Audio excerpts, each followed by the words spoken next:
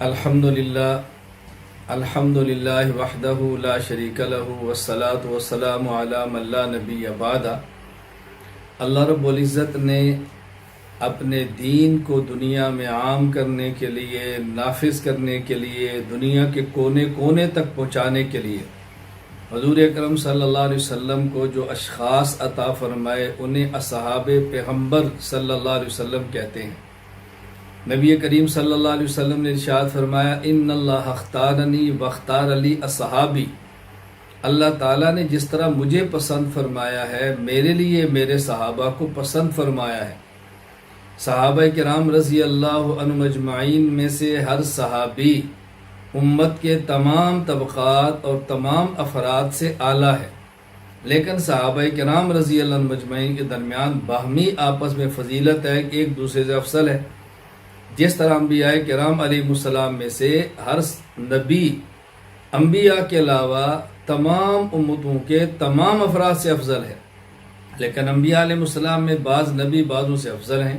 تلک رسول فضلنا بعضهم علی بعض قرآن کریم کے اندر موجود ہے۔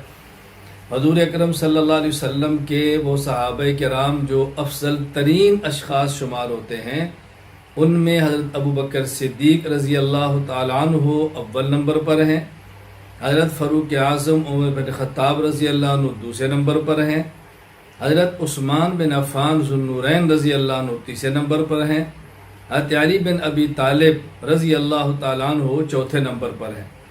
حضرت فاروق اعظم رضی اللہ تعالیٰ عنہ کے حوالہ سے گفتگو چل رہی تھی۔ فاروق اعظم رضی اللہ تعالیٰ عنہ کا نام ہے عمر اور آپ کی کنیت ہے ابو حفص، آپ کی صاحبزادی رسول اللہ صلی اللہ علیہ وسلم کی زوجہ مطہرہ ام المومنین حضرت حفصہ رضی اللہ تعالی عنہا کے والد ہونے کی بنا پر، اور آپ کا لقب ہے فاروق، یعنی حق اور باطل کے درمیان فرق کرنے میں عمر رضی اللہ تعالیٰ عنہ کی ایک ممتاز حیثیت تھی۔ حضرت عمر رضی اللہ تعالیٰ عنہ رسول اکرم صلی اللہ علیہ وسلم کی جو ہجرت نبی ہے اس سے 40 برس پہلے آپ کی ولادت ہوئی ہے۔ حضرت عمر بن خطاب رضی اللہ تعالیٰ عنہ، حضرت عمر رضی اللہ تعالیٰ عنہ کے اسلام لانے کا بہت عجیب واقعہ ہے، آپ نے سنا ہوگا، عبرت آموز بھی ہے، عبرت انگیز بھی ہے۔ حضرت عمر رضی اللہ تعالیٰ عنہ کی ہمشیرہ اسلام لا چکی تھی، آپ کے بہنوئی کلمہ پڑھ چکے تھے۔ حضرت عمر رضی اللہ عنہ اپنے ہاتھ میں تلوار لے کے رسول اکرم صلی اللہ علیہ وسلم کے خلاف جا رہے تھے گھر سے۔ راستے میں ایک صحابی ملتے ہیں اور ان سے پوچھتے عمر کہاں جا رہے ہو؟ کہا تمہیں معلوم ہے انی ارید ان اقتل محمد صلی اللہ علیہ وسلم، کہ میں محمد صلی اللہ علیہ وسلم کو قتل کرنے کے لیے جا رہا ہوں۔ کہا اپنے گھر کی خبر لو۔ حضرت عمر رضی اللہ عنہ گھر گئے، باہر سے آواز سنی تو قرآن کریم پڑھنے کی آواز آ رہی تھی۔ حضرت خباب رضی اللہ تعالیٰ عنہ حضرت عمر بن خطاب رضی اللہ عنہ کی بہن اور آپ کے بھائی بہنوئی سعید دونوں کو قرآن کریم سکھا رہے تھے، سورہ طٰہٰ پڑھ کے سنا رہے تھے۔ حضرت عمر جب آئے تو خباب رضی اللہ عنہ چھپ گئے، تو حضرت عمر نے پوچھا کیسی آواز ہے، کیا تم دونوں نے اپنا دین چھوڑ دیا ہے؟ انہوں نے کھل کر کہا ہم نے تو کلمہ پڑھا ہے، ہم تو مسلمان ہیں۔ حضرت عمر رضی اللہ تعالیٰ عنہ نے بہت سختی کے ساتھ اپنی ہمشیرہ کو مارا اور پیٹا، لیکن وہ اپنے موقع پر جمی رہی، اللہ اکبر، جمی رہی۔ آخر عمر رضی اللہ تعالیٰ غصہ ٹھنڈا ہو گیا، فرمایا وہ لاؤ کتاب جو تم پڑھ رہی ہو مجھے بھی دکھاؤ۔ انہوں نے کہا میں دیتی ہوں، لیکن انک رجسن، ابھی آپ نے کلمہ نہیں پڑھا، آپ ناپاک ہیں۔ ولا یمس الا المطہرون، اور اس قرآن کریم کو وہی آدمی ہاتھ لگا سکتا ہے جو پاک ہو، تم جاؤ غسل کرو اس کے بعد۔ حضرت عمر رضی اللہ تعالیٰ نے اس کے بعد تشریف لائے، انہوں نے قرآن کریم کی آیات پڑھی اور کلمہ پڑھا اور مسلمان ہو گئے۔ پھر حضرت عمر بن خطاب رضی اللہ تعالیٰ عنہ کا کلمہ پڑھنا تھا تو حضرت عبداللہ بن مسعود رضی اللہ عنہ فرماتے ہیں کان اسلام عمر فتحن، حضرت عمر کا اسلام قبول کرنا اسلام کی فتح تھی۔ وکانت ہجرتہ نصرن، اور آپ کا مکہ سے مدینہ منورہ ہجرت کر کے جانا اسلام کی مدد تھی۔ وکانت امارتہ رحمتاً، حضرت عمر رضی اللہ تعالیٰ کا امیر المومنین بننا اللہ کی رحمت تھی۔ فرماتے ہیں وما نستطيع ان نصلي في البيت، بیت اللہ میں جا کر نماز پڑھنا ہمارے بس میں نہیں تھا، حتی اسلم عمر، حضرت عمر کلمہ پڑھا، مسلمان ہو گئے تو بیت اللہ کے دروازے مسلمانوں پر کھل گئے۔ اور حضرت عمر رضی اللہ تعالیٰ عنہ کا دیکھیں یہ اسلام لانا کتنا عجیب واقعہ ہے۔ اللہ اکبر۔ میں ابھی اس پر تفصیل سے بات نہیں کر رہا، میں صرف اشارہ کر رہا ہوں۔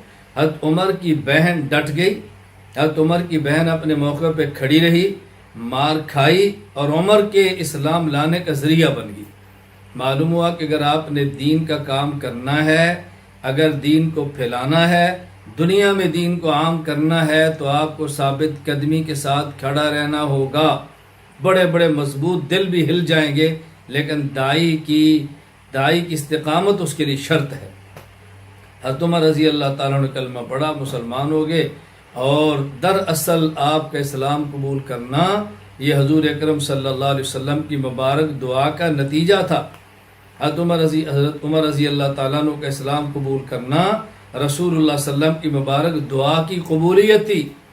رسول اکرم صلی اللہ علیہ وسلم نے جامع ترمذی میں ہے، اللہ تعالیٰ سے دعا مانگی، اللہم اعز الاسلام، اللہم اعز الاسلام باحب الرجلین، اللہ اکبر، اللہم اعز الاسلام باحب الرجلین ہذین الیک بابی جہل او بعمر بن الخطاب۔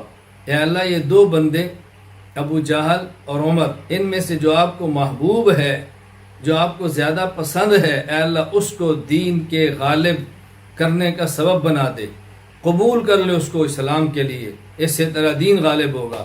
حضرت عمر رضی اللہ تعالیٰ حق میں دعا قبول ہوئی اور آپ نے کلمہ پڑھا، اسلام میں داخل ہو گئے، اور پھر اسلام کو جو عزت ملی، جو رفعت ملی، حضرت عمر کے آنے سے مسلمانوں کو جو طاقت اور قوت ملی، اس سے اس وقت بھی کفر خائف تھا، آج بھی خائف ہے۔ عمر کو دشمن تب بھی پریشان تھا، آج بھی پریشان ہے۔ عمر سے محبت کرنے والے تب بھی خوشی کے نعرے لگا رہے تھے، آج بھی خوشی کے نعرے لگا رہے ہیں۔ اللہ تعالی ہمیں ان کی قدر کی توفیق عطا فرمائے۔ وآخر دعوانا ان الحمد للہ رب العالمین۔